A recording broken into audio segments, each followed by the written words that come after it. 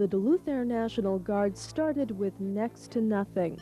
The 148th has since become a large unit with an important role in air defense. Since 1948, the Duluth Air National Guard has weathered snowstorms, tides of change in military structure, and storms of controversy. The Air Force has come and gone, but the Air National Guard remains, continuing a proud tradition. Stay tuned for tonight's high-flying edition of Album.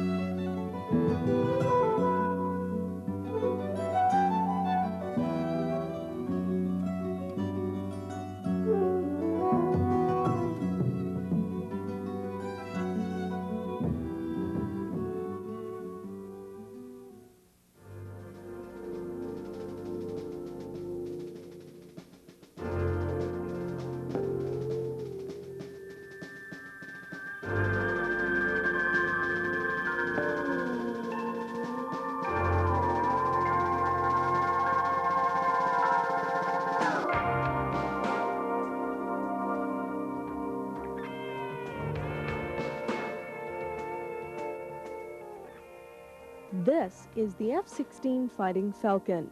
The air defense fighter is powered by a single engine capable of 25,000 pounds of thrust. In terms of firepower, the F-16 can carry 6 heat seekers and 2 Sparrow long-range radar missiles. This multi-million-dollar piece of equipment also features a talking onboard computer called HAL. At the controls, you'll find a Duluth Air National Guard pilot who probably wouldn't take it well if you called him a weekend warrior. Straighten up and fly right. Straighten up and stay right. Straighten up and fly right. Cool down, Papa, don't you blow your top.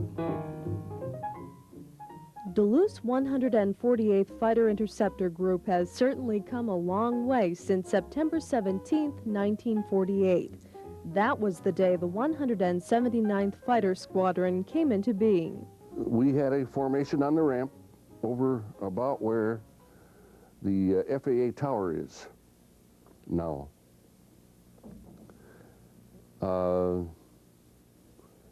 Several officers from the guard outfit at St. Paul and Fargo and Sioux Falls came over and stood in ranks while this outfit was federally recognized. The newly formed squadron had 13 officers and 37 enlisted men. Many were World War II veterans. It turned out to be a good thing that they were accustomed to some wartime sparseness, because the Air Guard base consisted of little more than a few WPA shacks and a sod-covered root cellar. Essentially, this outfit started from absolutely zilch, from operating off of a taxi strip, operating out of shacks. Well, when we first started, we were across the field where the Air Force base is, and that used to be the work farm, in other words, at one time. And they had WPA shacks, if you know what they are. That's what we used for motor pool and supply and weapons and radio, all of it in WPA shack. The unit's very first aircraft was a T-6 Texan advanced trainer. A month later, in January of 1949, the first fighters began arriving. But not to Duluth, mind you. The planes stayed in St. Paul because the 179th didn't have adequate facilities. Operations couldn't start out of Duluth until spring.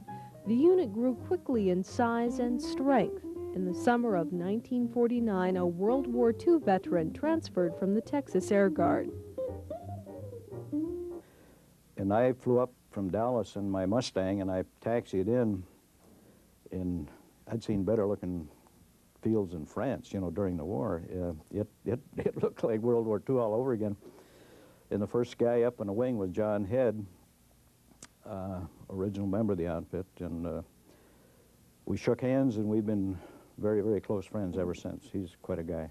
And so as soon as he parked, I leaped up on the wing, and I can see him whipping off his helmet, sticking his hand out, and he said, "My name is Gatlin, and I want to join this outfit," or words to that effect.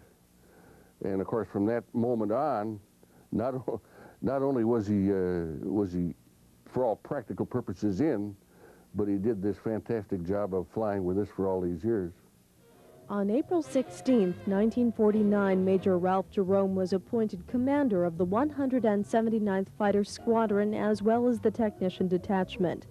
Work began to move quickly. The WPA shacks were moved to the other side of the field. Ground was broken for construction of a new hangar, and work began on a paved ramp. By the time of the unit's first federal inspection in September, the 179th had 31 pilots and 25 aircraft, including a B-26 Invader, a C-47 Goonie Bird, the T-6 Texan, and 22 F-51 Mustangs. The Mustang, of course, is known as the premier fighter of World War II. The classic of all the World War II fighters, as history has proven. And we were late in getting it as far as the Guard goes. The other Guard outfits throughout the country got them maybe a year ahead of us or so. But once we got them up here and started flying them, the unit became quite well renowned by virtue of the fact we had a gunnery range. I always look up the shore, you know, up by Tofty, and we got to shoot. As soon as the ice left, we'd start shooting, and got pretty proficient at putting bullets in the target. The first few winters were not easy. Guardsmen struggled with deep snow and severe cold in shelters that weren't really adequate for the planes or the people.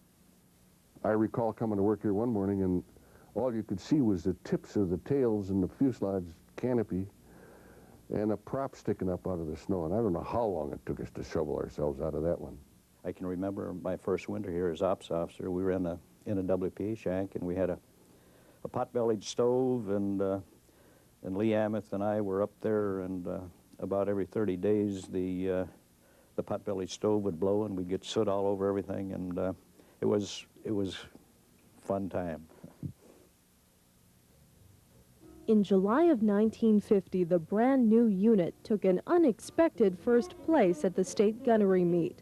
This victory proved to be just the beginning of a long, proud tradition. In November of 1950, approval came through for a major expansion of base personnel. Heavy recruiting had just gotten into full swing when the Korean conflict erupted. On March 1st, 1951, the 179th was called to active duty. Statistically, I think about 40% of the officers went overseas, and about 25% of the enlisted men went overseas. And again, that was pretty much determined by your return from active duty in World War II. Like we had some guys that had just gotten their wings and hadn't gotten overseas, and the war ended. Boom, they were the first ones called, and some of them wound up in Korea or various places around the country. Yeah. The 179th immediately went on air defense alert status. Commanding officer Lieutenant Colonel Ralph Jerome transferred to a post in the Far East. While some went overseas, many men served their 21-month tour of active duty closer to home. Guardsmen died on both sides of the ocean, in war and in training exercises at home. Finally, in November of 1952, the 179th returned to state control. When Colonel Jerome came home to Duluth, he found a depleted unit and a brand new Air Force base which had sprung up right across the field.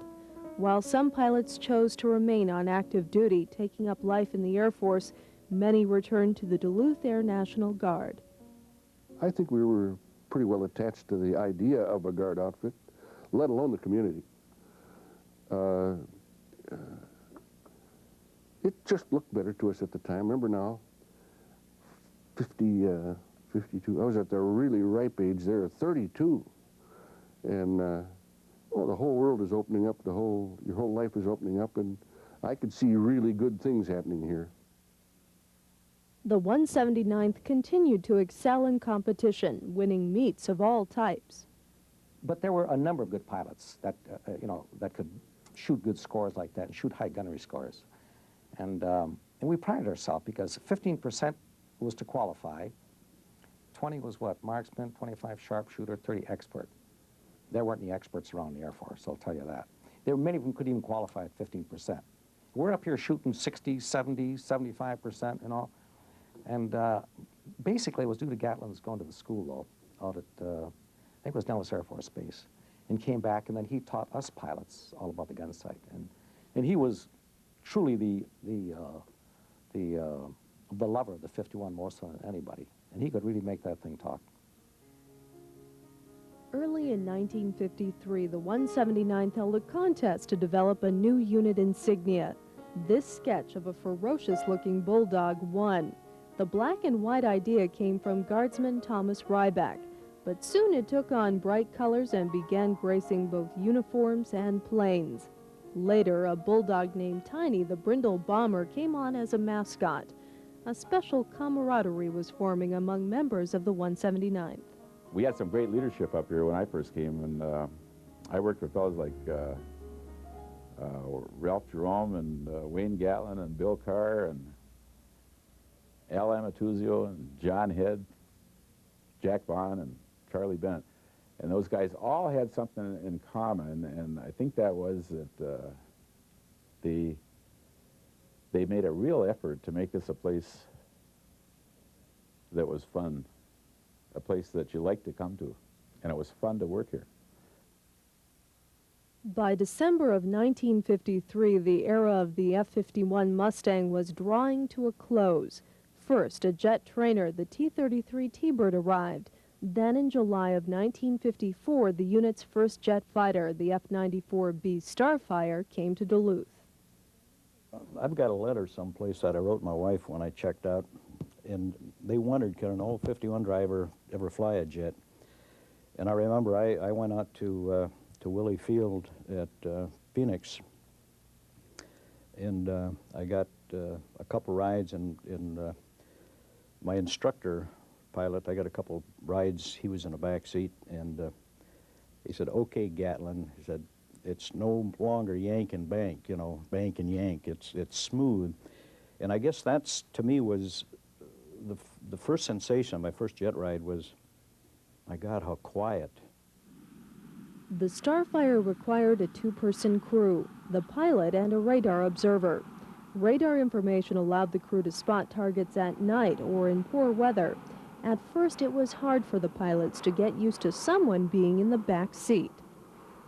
Pilots were not used to someone in the back seat, so it was difficult, I'm sure, for them to accept information from the back when they were so used to doing it all by themselves.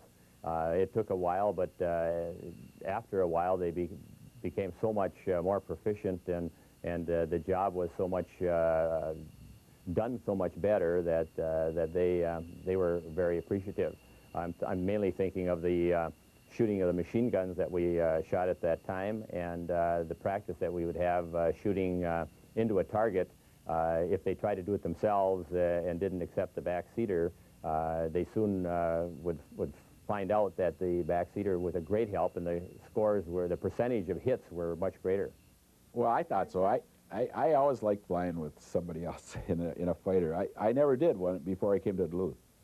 And in fact, the first time that I ever flew with, and it was Kenny Leland, and his son now is one of the pilots here. But the first time I ever flew with him here at Duluth, and we were turning the final approach, and you put the gear down, and then you make a radio call and say the gear's down locked, or whatever the call was in those days. And all of a sudden, I get this transmission that says, "Are the gear down and locked?" Well, it was Kenny in the back seat. That's what he was supposed to do, but I wasn't used to that. And I punched the radio button. I said, "I say again, Tower, the gear are down and locked." I didn't even realize it. It was Kenny that was saying that. So I didn't have any experience with a backseater, but boy, I'll tell you, I sure came to appreciate them. And well, some of my best friends are backseaters. You depend on each other. and you become, you know, you actually function as one. You work together with different people better, you know, as personalities. But most of the time, there was no problem. I never had a problem. Because, you know, if you do your job and they know you're doing your job well, it's a two-man operation. Even though the Starfire was new to the 179th, the unit continued winning gunnery meets. Duluth earned the right to represent the larger 133rd Fighter Wing at the United States Air National Guard all-weather gunnery competition. The 179th won 3 years in a row. We had the 94B, which was an all-weather interceptor. It had 4 50-caliber machine guns in the nose and a radar, which we hadn't had a taste of up until that time. And all of a sudden, we're an all-weather outfit. On 54, they said, let's have a gunnery meet, and they had a National Guard gunnery meet, an Air Guard gunnery meet, and we were in the competition with 94Bs. The only thing, we flew it like a day fighter because there was nobody in the back seat. We hadn't gotten that far along. So you flew with the gun sight pegged, and you just did it like you did in a 51. It was just like day fighter, and we won it. Then the next year, you had to have the back seat full, and you fired with radar. And as an old day fighter, I was very reluctant to rely on the radar and the guy in the back seat locking on and feeding the information of the gun sight to the guns.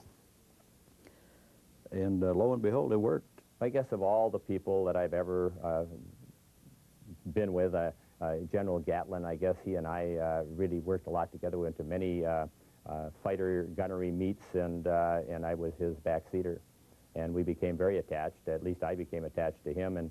And I think that at one point when we were in Minneapolis and won a gunnery meet, General Gatlin and I were interviewed by a team, and they ended up calling us hired killers. Now, that's not a very neat term, but that's what it was. We became a pretty good team, and we have ever since. In 1957, the Duluth unit began the conversion to a new Starfire model. The F-94C was the first fighter designed to carry only rockets, no guns. It was also the first to use a braking parachute. Many pilots went supersonic for the first time in a 94C, but it could only be accomplished in a death-defying dive from 45,000 feet. In 1957, the 179th was awarded the Winston P. Wilson Trophy as the nation's outstanding Air Guard all-weather interceptor unit. In April of 1958, Base Commander Colonel Jerome was promoted to commander of the 133rd Fighter Group in the Twin Cities. Lieutenant Colonel John Head stepped in as commander of the 179th. In 1959, the unit made another transition from the F-94C to the F-89J Scorpion. The 89 was the first U.S. fighter designed to carry air-to-air nuclear armament. Overall, the Scorpion performed well, but it wasn't very easy on the eyes. The ugliest was the 89. God, it was ugly. In fact, I almost got fired because when we got it, Bill Carr and I were looking at it up in ops, and it was so ugly. So I faced my back, and I looked at it from behind, between my legs, looking through it like that, and I said, Bill, it looks better this way. And the boss was coming down the hall at that time, and he said, Wayne, Bill, they're looking for a couple technicians in Albuquerque. I said, hey, that's a beautiful bird, boss. So I didn't say anything more about it. But what an airplane. We had it for 7.5 years, and it could turn. I fought 102s with it and could whip them. It was, as ugly as it was just a tremendous airplane. In 1960, the Duluth Air National Guard achieved group status. The unit became a much larger entity consisting of the 179th Fighter Squadron and 3 support squadrons plus a dispensary. Colonel Jerome gave up his state post to return to Duluth as commander of the new 148th Fighter Group. Duluth's air defense roles steadily expanded. In 1960, the unit went on a 5-minute alert status from 5 to 7 daily. In 1961, that was expanded to a 24-hour alert. In 1963, Lieutenant Colonel Albert Amatuzio assumed command of the 179th Fighter Interceptor Squadron. You watch over the aircrew primarily and train the aircrew, and you better damn well get along with the maintenance people and all of the enlisted men that take care of your airplane, and set up a good communications thing between everybody on the base. In 1964, the Duluth Air National Guard won the Ricks Trophy All-Weather Interceptor competition at Tyndall Air Force Base in Florida. The victory came against all odds for Lieutenant Colonel Amatuzio and radar observer Jack Arata. They were fighting all sorts of technical problems. Still, it seems their only real competition came from a second Duluth team. So, Skomars and Pedersen did miss on one of their shots. And Jack and I had a couple of repeats because I had electrical failure in that airplane. I had so many problems. I flew it once without any instruments working during that thing. And I would call over and ask Skomars, how much fuel you got remaining, how much fuel, because I had no gauges whatsoever. And so I'm just flying, you know, blind flying, nothing in the cockpit. There was electrical failure. In fact, the matter is, when we won that competition, that flight against the 106, Al and I had an inverter problem. We weren't able to run the afterburners on the airplane and the radar at the same time. So we knew that when we were taking off, before we took off, but you couldn't abort. If you abort, you lost it. So we figured out that we could use afterburners to get our speed up. We dumped fuel, we got rid of all the weight we could. We calculated that we had enough that we could do the mission. And then they started us in on the 106 coming, and we got the airplane going as fast as we could get it going with afterburner. Then we shut the afterburners off, and I had to let the radar warm up. We actually acquired the target. He was doing Mach 2 plus, and we got him, and we simulated shot him down, and it all worked. The era of the Scorpion was coming to a close. On November 22, 1966, the first F-102 Deuce arrived. It was the beginning of a difficult adjustment for the unit. The 102 had only one seat. Radar observers who had been an integral part of the air defense mission for 13 years suddenly had to be reassigned. I got involved in the ops part of what was involved here at the base, and then went down to CBPO and put in about 4 years, and I think they ended up keeping as many of us as they possibly could. In December of 1966, Colonel Wayne Gatlin assumed command of the 148th Fighter Interceptor Group. In 1970, the Duluth unit once again proved invincible in competition, winning the William Tell 102 contest against Air Guard units from across the country, and coming in second overall to an Air Force 106 unit. It's the World Series of Air Defense, if you will. It's been going since, I can't remember the first, must be early 60s anyhow, and they have it every other year. But they go to air defenders. Tyndall Air Force Base, where we have a det down there now, was the weapons center for the air defenders. So every other year at Tyndall, you'd bring teams from out throughout the world in each type of aircraft. Like when we won it, there were F-106s, F-101s, and F-102s. And you would compete in your category. Well, we went down in the 102 and won. Al Amatuzio was team captain, Ray Sahlstrom, Ray Klosowski, and John Broman, super guys, and they did a bang-up job.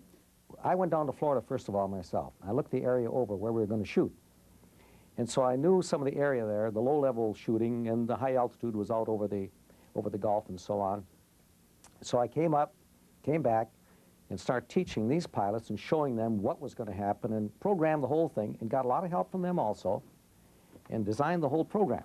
Well, Amatuzio, I think you met him, was our team leader. And William Tell is a gathering of all the fighter units that come down to Tyndall Air Force Base to shoot. And there's some socializing that goes on, during the competition. Well, Ammo had laid down the rule that there would be no socializing on our part until we won the competition, I guess. So when the other fellows were over at the club and socializing, we were in his room in the BOQ with maps laid on the floor with our controllers, our weapons controllers, figuring out how to run the next day's profiles. In 1972, the unit underwent another conversion, this time to the 101 Voodoo. Once again, the Duluth Air National Guard needed backseaters. We kind of knew that the Deuce wasn't going to hang around very long. The 102 was not a real, it wasn't a real successful airplane at what it did. And we were, of course, we were all hoping the 101 would come back, and it did. And we lost probably half a dozen of our people. So when the 101 came back, there we started all over again. We're short. The Voodoo earned the name Flying Crowbar because it was difficult to handle in certain situations and became downright dangerous in others. It was designed as an interceptor, and it was a good interceptor. It could go, you could snap up. I've had it to 55,000 feet in employing the weapon, and it was amazing in that respect. But when you're making it do its utmost, they had to put a stick limiter on it because it would depart. If you over-controlled it, it would pitch up, and then if you didn't have enough altitude, you couldn't recover. Well, the worst was probably the 101. Of all the airplanes, even though it was fast, it was a killer airplane.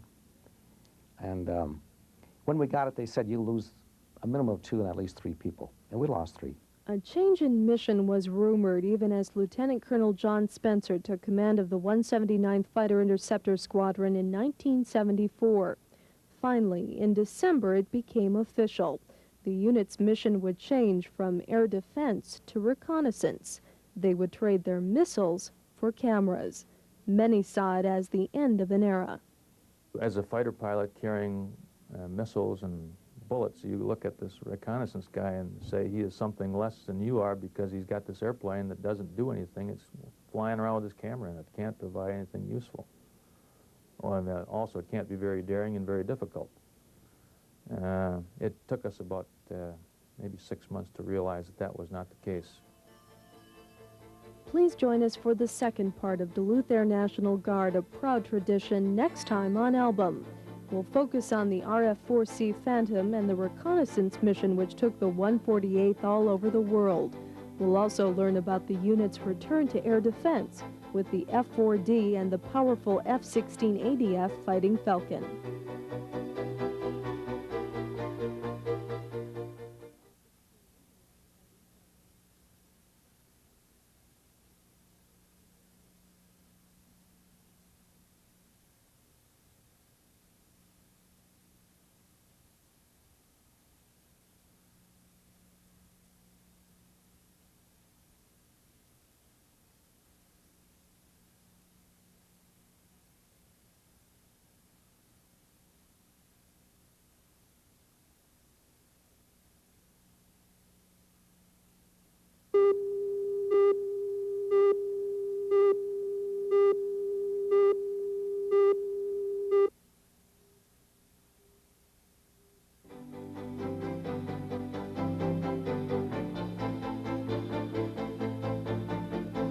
Have you ever wanted to fly?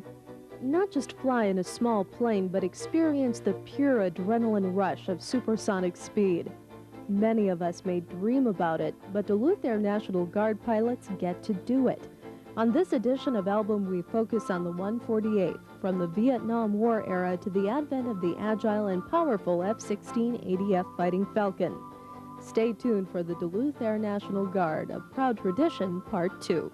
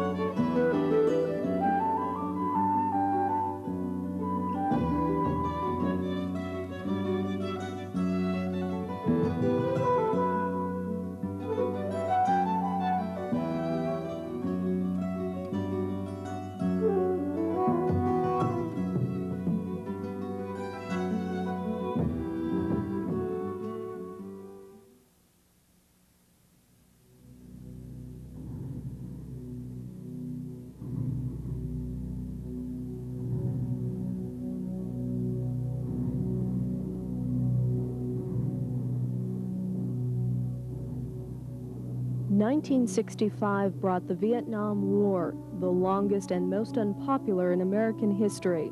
As battles and sniper attacks raged half a world away, television newscasts brought the gory scenes right into American living rooms. As U.S. losses mounted, the anti-war movement grew in size and strength. It was a difficult time to be a guardsman. We used to have an Armed Forces Day parade. For years, I think it was May something, we'd crank up the troops and march down Superior Street. And I think that this was about 1968. And I was leading, I don't know if I was leading the troops or one element of our formation, but it dawned on me that there was a group of people up there that were making fun of us. It was my first introduction to, well, I'm not positive of the date again, anti-war protesters. We were told one time, we got a directive from the Pentagon that we weren't supposed to go downtown in uniform. Well, we didn't do it, but I'm sure maybe in Newark, New Jersey they did, but we didn't do it here. But you know, during that time period, a lot of guard units dropped down in Manning, air guard units. We never got below 90%, 89% one time we got, I remember. And that's a real tribute to these young people that kept coming up to the door, you know. And some of the things that they had to put up with were, might not have seemed important to me, but it was to them, like, you know, hairstyles. The military always required a short haircut, and some of these, must have been tough for some of these young folks to come up here and have to get their haircut and then go back with their peers the rest of the month. The growing strength of the women's movement brought other changes to the 148, namely the first female member of the Duluth unit. Aircraft changed as well, from the F-89J Scorpion at the dawn of the Vietnam era to the F-102 Deuce, and finally the F-101 Voodoo. Massive military budget cuts at the end of the Vietnam War were to bring the biggest change of all. In 1974, it was announced that the 148th would no longer be a fighter group. They would take on a reconnaissance mission instead. As a fighter pilot carrying missiles and bullets, you look at this reconnaissance guy and say he is something less than you are because he's got this airplane that doesn't do anything. It's flying around with his camera and it can't provide anything useful. And also, it can't be very daring and very difficult. It took us about maybe 6 months to realize that that was not the case. By October of 1975, the first of 18 RF-4C Phantom reconnaissance jets arrived in Duluth. The Phantom was a bird without claws. It carried no guns, no missiles, no armament at all, only cameras. The RF-4C's only defenses were its speed, up to 2 times the speed of sound, and low-altitude flight. The farther under 500 feet, the better. A reconnaissance guy does his mission, crew, by going in alone, without any armament. You don't fly in formation, you don't have anybody protecting you, and you do it all. The 2 men in the airplane do it all. You don't have a radar telling you anything. You're supposed to know all these threats before you go in there, plan your attack, and figure a way to get out. And if somebody happens to jump you, if you would say, as we would say, with another fighter aircraft, you have to use your skill and cunning in maneuvering the airplane because you don't have anything to shoot back. The reconnaissance mission involved a lot of precise navigation and high-speed, low-level flight. It was a difficult but rewarding mission for the 2-man crew, yet not so difficult that anyone died. It had a tremendous capability, and of course it was a 2-man airplane, so you had the help of or he ran the airplane, I guess, to hear their side of the story anyways. But you had a backseater, a weapons system guy in the F-4, which made it better or easier. But it had a tremendous capability. It was the first real airplane that we had flown here that had a real vertical capability. You could do anything going up and anything going down. It flew fast, low level, and I liked it a lot. And as I told you, it was a nice airplane to come back to after you've been at your regular job for a week or more. The F-4 had its little quirks, little things that you had to know about it that were different than the airplanes we had learned to fly in. And it was a little spookier airplane to fly. But as far as performance and and a guy in the back seat that was usually 15, maybe even 20 years older than you, it was a real plus.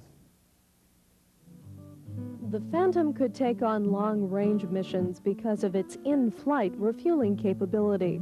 The plane could simply pull up to a kind of flying gas station and begin the delicate task of making a connection.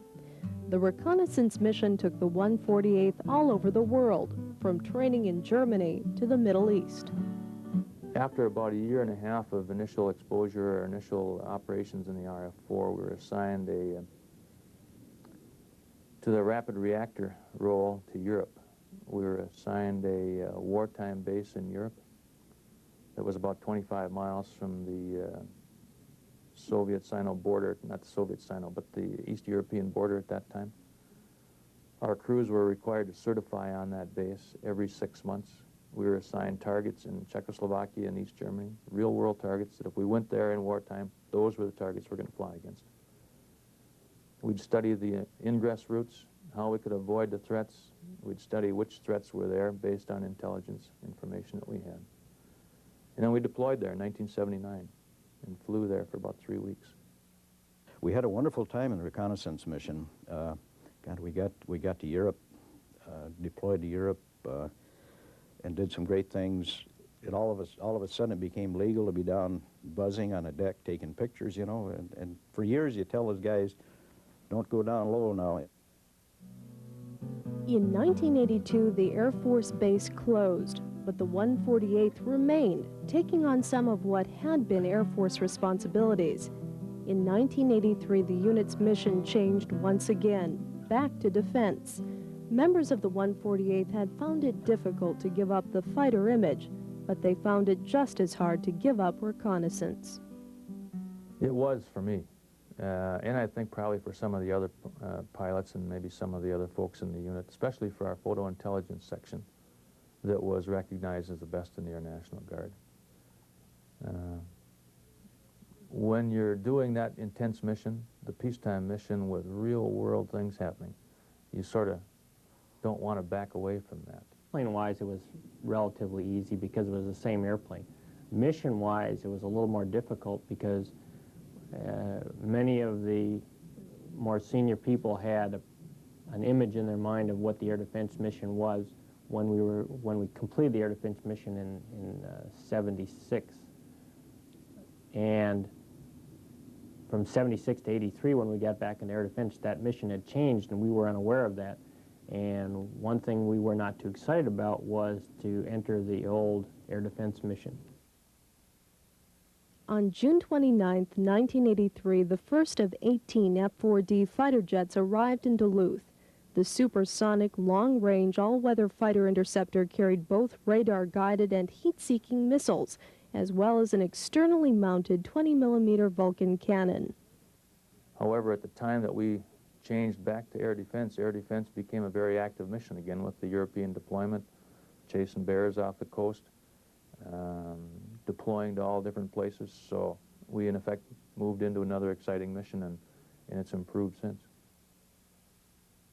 Meanwhile, the 148th experienced several changes in leadership, from Colonel Ralph Jerome to Colonel Wayne Gatlin to Colonel William Carr to Colonel John Spencer.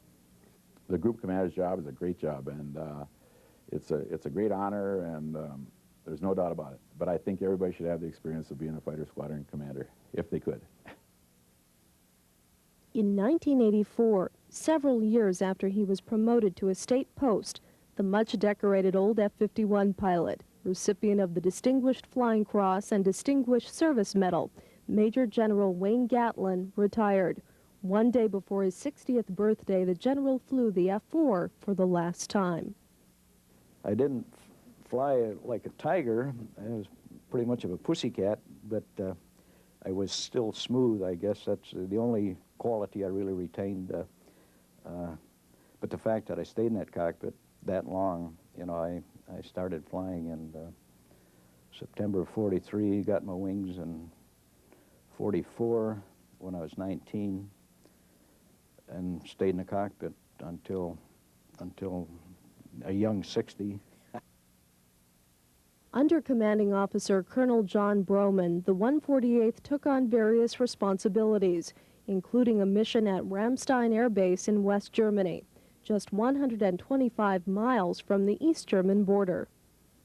With the F-4D, when we converted to that in 1983, because of our experience in Europe, we were assigned as one of 3 Corps units, if you will, to man a deployed alert location at Ramstein Air Base in Germany. The Duluth unit, along with Fargo and Fresno, California, provided the basic manpower to operate that alert detachment. We were there for a year. Other units in the country supplied individual pilots and manpower to that operation. And our mission there was to perform air defense for West Germany. We were given a responsibility for all the air defense from Ramstein south, so basically all of southern West Germany at that time. On October 1st, 1989, Colonel Ray Klazowski was promoted to Group Commander.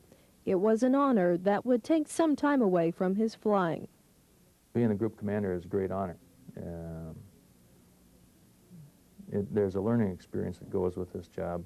Given the choice, just from pure enjoyment, I would pick the cockpit. Having this job, as I said, is a learning experience. You don't see the entire base until you get out of the cockpit, and there's a lot of people that support the unit other than the guy who climbs up the ladder. 1990 brought the arrival of the F-16 air defense fighter. The Fighting Falcon is a complex piece of equipment with incredible capabilities. It can test the mettle of even the best of pilots. The transition from the RF-4 to the F-4 was comparatively short because we just needed to learn the mission. The transition from the F-4 to the F-16 is probably the most difficult transition we could go through equipment-wise. The mission is pretty much the same, but equipment-wise, we're making probably a 20 to 30-year jump in technology. You're talking an F-4, which is 50s technology, to an F-16, which is 70s technology. And you're going from a 2-seat to a single-seat airplane. That change to a single seat left a lot of backseaters, the weapons system officers, without jobs. Some qualified for retraining.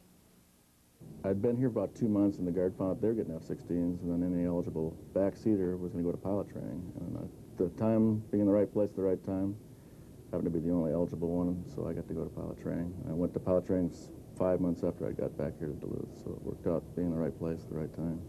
And as what we call a backseater or a WIZO in RF-4Cs, when we had the reconnaissance mission, in 1983 we transitioned back to air defense, and I was qualified in the backseat of the F-4D as a WIZO in that aircraft. Accumulated about 100 hours in that airplane, which is the way we talk. How much time do you have? It's really not length of time. I've got so many hours in this cockpit, which was about 6 months, and then got selected to go to pilot training at that point, which was 1984. The F-16 proved to be quite a change from the comparatively large and heavy F-4. The F-4 was, in its day, was the state of the art, and it was quite a, spectacular airplane. It performed well, and it was top of the line. They've come out with this new generation of fighters that the thrust-to-weight ratio is such that you can point these airplanes up in the air, and sometimes they accelerate even. So there's a lot more power than there is weight, versus the F-4, there was more weight than there was power. I'd have to compare flying this F-16 as probably having the nicest Harley-Davidson made, the Electroglide, and being able to fly it at 20,000 feet through the air. This airplane is just unbelievable. All the wizardry that they've packed into this little machine that carries one person is amazing. Completely different sport. It's a completely different ballgame. The F-4 was more of a, pilot skill airplane. You had to do a lot more with the controls, as far as the rudder, the systems. There wasn't as much information available, so a lot of times you went into a fight not knowing as much as you should have known because you just didn't have it available. Plus you had the other guy in the back seat. You had an extra set of eyeballs in the airplane, someone else to handle emergencies with, everything that goes along with that. Single seat F-16, the F-4 we were in, early 60s, late 50s technology. Now we jump to the computer age. F-16 was developed in the late 70s, early 80s. Completely different. How the airplane reacts, how you fly it, the controls you use, and the information overload is, when we first started learning it, you've got so much information available, you've got to determine what's important at which time. The airplane's divided into different segments depending on what you're going to use what you're going to use it for. This particular part of the cockpit area is the engine instruments. You look at those occasionally in flight. The center portion above the radar scope is your navigational and flight instruments. Tells you if you're upside down or right side up.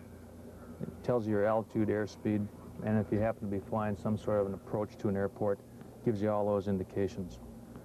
The scope between my legs is called the REO, Radar Electrical Optical Unit, and that presents the radar display to me when I'm on an attack trying to intercept or kill another aircraft. Up on front is the heads-up display called the HUD, and the computer projects all the information I need either to fly an approach or to employ weapons right up here in the HUD. And then we have the side stick controller and the throttle.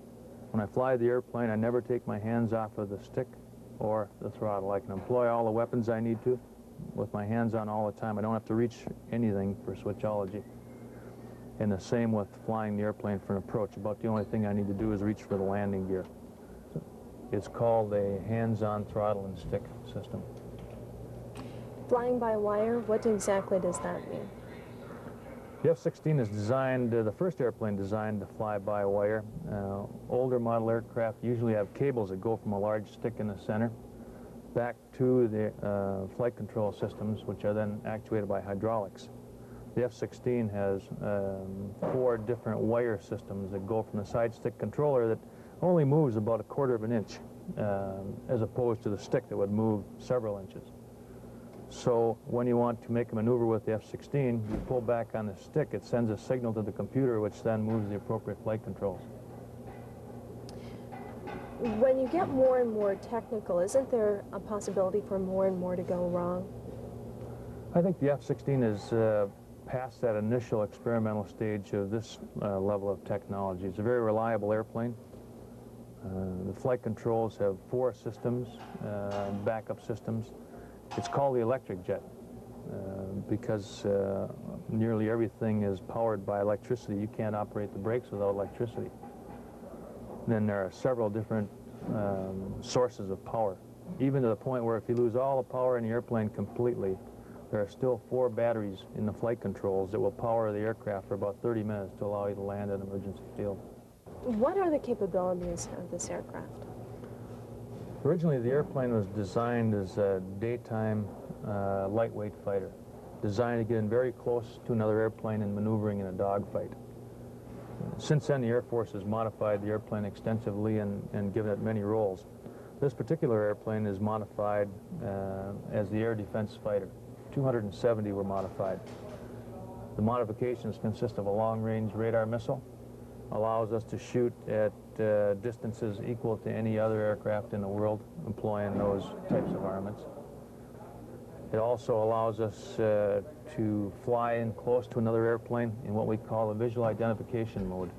On the side of the aircraft is a light designed to shine on the aircraft at night, on our target aircraft at night as we get in close. No other F-16 has that. You see the feed horns up on top, or the antennas up on top of the nose.